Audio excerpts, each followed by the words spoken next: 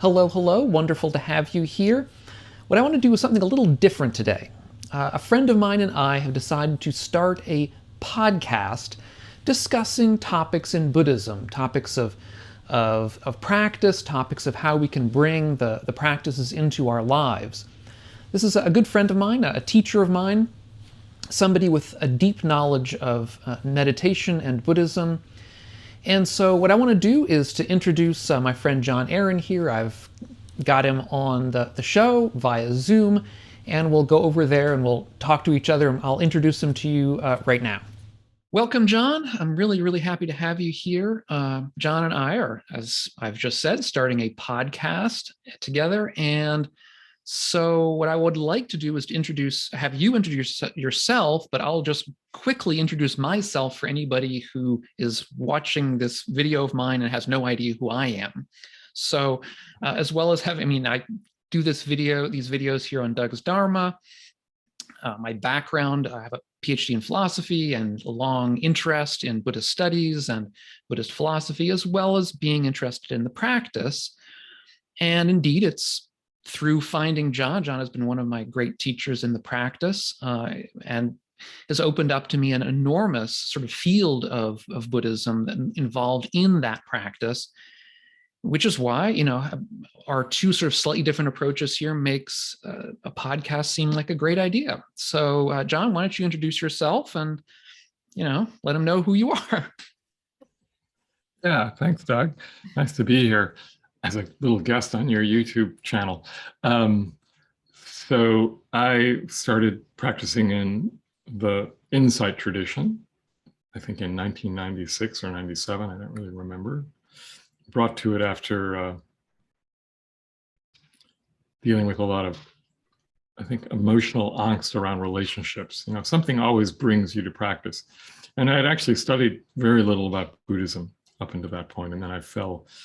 A friend introduced me to a couple of books, Miracle of Mindfulness by Thich Nhat Hanh and Larry Rosenberg's Breath by Breath, and then Stephen Batchelor's Buddhism Without Belief. So this kind of started the juices flowing, and then I found myself at some sits by New York Insight, offered by New York Insight before New York Insight even had a center.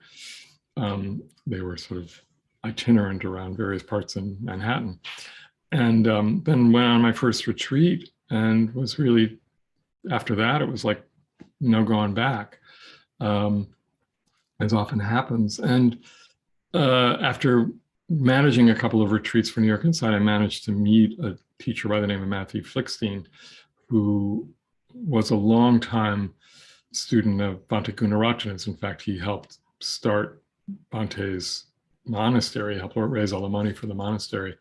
Never became a monk himself. But he was a fabulous teacher, and I didn't realize until 5 or 6 years in how fortunate I was to be working with him, because he never wanted to be a superstar teacher. He just wanted to teach, and collected a small group of students from around the country, and we met 3 times a year at a retreat center in Virginia, not too far from where he lived, and also then just continually studied month to month with teachings he would send out. And I worked with Matthew for maybe 8 years. Toward the end of that, I also started training in mindfulness-based stress reduction, the teaching of that at the University of Massachusetts Medical School, and took the integrated study and practice program at Berry Center for Buddhist Studies. So really kind of dug in a lot more into those early teachings, which also form the backbone of mindfulness-based stress reduction, which is why those two things are so connected. And suddenly I found myself maybe 6 or 7 years ago teaching almost full time, and almost making a living doing it. And it was to talk about right livelihood. And it felt like this was the right thing for me to be doing. So I left my old world in the music business and dedicated myself full time to this. And what I really find fascinating as a teacher is that I'm able to be in both the quote mainstream mindfulness / secular mindfulness world, teaching MBSR and derivatives of MBSR, as well as teaching Dharma classes through New York Insight, and often on retreats. And I love both, and I don't see them as separate things. It's just languaging changes. And so, when we came up with the idea for this podcast, really it was a result of something that my partner and I had created earlier called Space to Meditate, which had then become a virtual space. And we invited you to do a couple of conversations and realized maybe this would be better as a podcast because we could do it more spontaneously. And so we've actually, I think, done 5 or 6 that are already in the can and ready to go. And it's been really great so far and interesting. And because we both have different perspectives, yet interconnecting perspectives. And we haven't yet necessarily hit things where we disagree, but we will, I'm sure. And that'll be fun. And hopefully people will chime in with their own thoughts and disagreements, when they write us. And yeah, I'm really looking forward to it. And Diggin the Dharma is the great name for it. So we both dig the Dharma. So yeah. And we're going to dig into the Dharma, which is the other. Dig into the Dharma is really what's happening. Yeah. And one of the things that I was reflecting, both of us were reflecting upon before we started this little video here, what we're doing right now, is when we first met was in a course of yours. I think it was Insight 101, sort of an intro insight course that you were teaching at New York Insight. Right. And it was I may have been the first sort of real sit down course that I took at New York Insight there. I think it was a while ago, but yeah. And I remember just what a fabulous course it was, because it was a shock to me because, of course, the way you teach is very different from the way I, would have been taught, a course in Buddhism at school. It certainly also was different from, let's say, Zen, which I had been involved with before as well, because the insight tradition is more conceptual, is more clear in that than the Zen approach was. But your approach is much more sort of hands-on and practice oriented than the kinds of things that I was, that I had gotten when I was in school, so to speak, or, in graduate school, or reading books or whatever. And I found that wonderful. It was really a breath of fresh air for me. Yeah, it's so interesting, isn't it? Because of course, when you came to that class, I didn't know anything about you, and it wasn't until a few classes later, because you kept coming. Really flattering to me. But then I finally realized, this guy actually knows what he's talking about in terms of the suttas and the history. And knew more than I did, and I thought, oh great, so I have a kind of resident scholar in my class, and we were in a way at times even just having discussions like we're having on Diggin the Dharma in that class, and the other interesting thing about the way I approach practice and the Dharma is that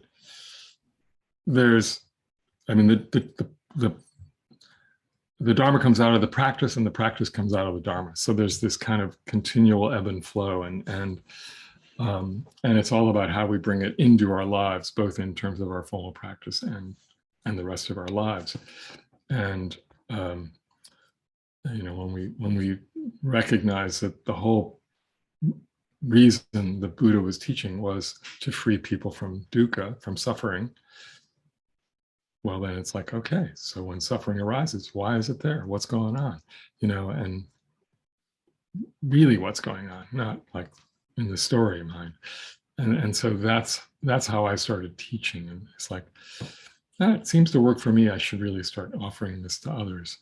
But also, another element of our interactions back in the day, which sticks with me, is that, oftentimes, my discussions with you were over things that you would say that I might disagree with or might have a different interpretation of.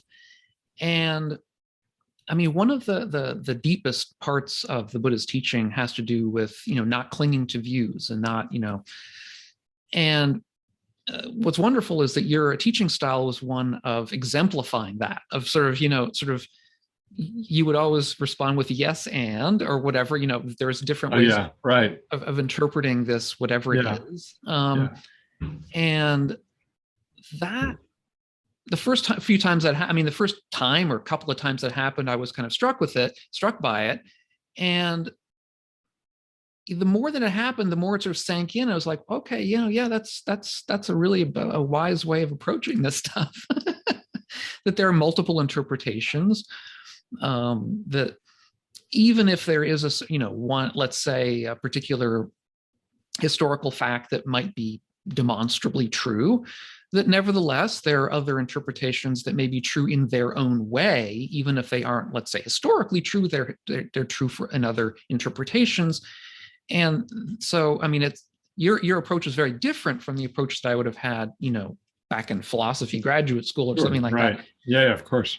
And that sort of opened up a whole different way of my own approach, both to the Dharma and to teaching and to introducing material on my YouTube channel, frankly.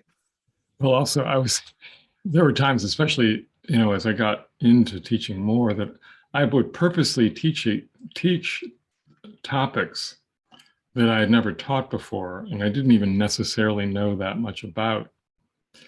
The first one that comes to mind is dependent origination, which is, for whatever reason, a topic that people like to stay away from, even though to me, it's like the core. But, at first I thought, okay, I'm not really sure what's going to happen, but I'm just going to teach this class and, learn from the process. Be open to what I know, be open to what I don't know, and see what happens. And it's a fun way to teach for me. And because every group is different anyway, every group of students. Your approach is not really to, nail down all the facts about each particular teaching and go through the suttas line by line, that kind of thing. Your approach is much more practice oriented, where you would look at, let's say, each of the links in the chain of dependent origination and ask how you could bring this particular link into your life. Understanding of this particular link into your life. And once you've put it that way, then each of the links can be thought of in so many different ways, because each of us will bring it into our lives in our own fashion. Yeah. And so what you want to do is to open up a bit in your interpretation and try to figure out different ways so that it resonates with you, rather than trying to sort of find, a way that works in some sort of, historical or scholarly context, which of course interests me, but, isn't so important to to most folks out there watching this video, let's say.